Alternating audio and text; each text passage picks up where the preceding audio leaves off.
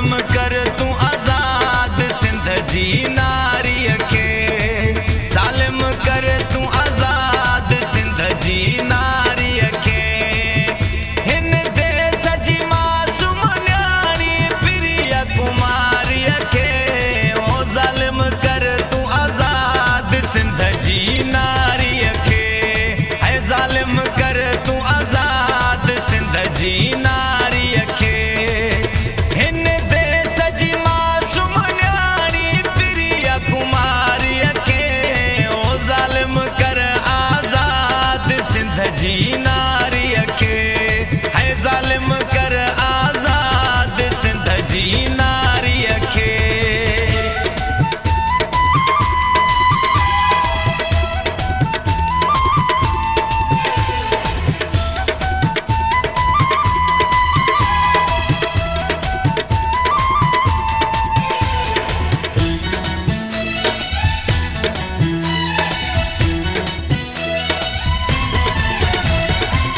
हुन जे मां ऐं पीउ खां पुछी ॾिस, हाल अकेड़ो हुननि खे अची ॾिस।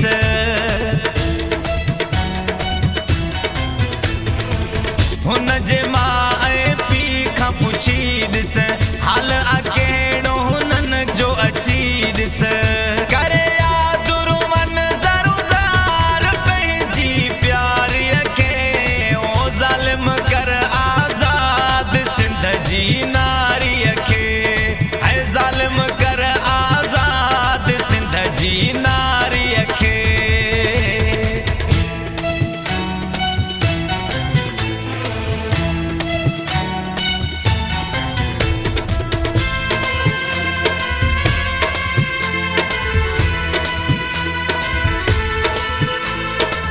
तू बि त पंहिंजे बचन वारो आहीं, पोइ बि पियो मासूम ईज़ाईं।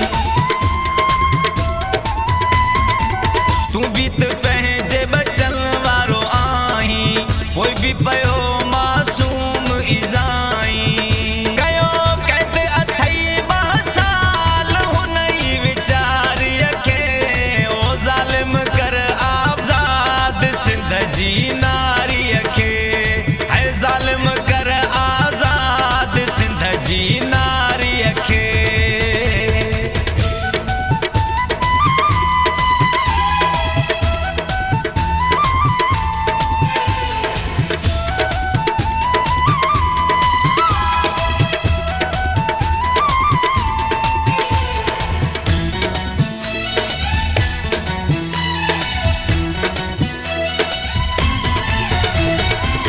अली निवाज़ ही अर्ज़ करे थो, शेख तोखे हथड़ा ॿधे थो।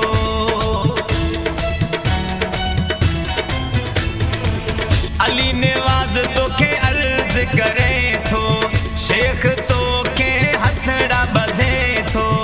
पंहिंजे पीउ मां सां तूं मिलाए ॾुखनि जी मारीअ खे, ओ ज़ालिम कर आज़ाद सिंध जी नारीअ खे, ज़ालिम कर तू आज़ाद सिंध जी नारीअ खे।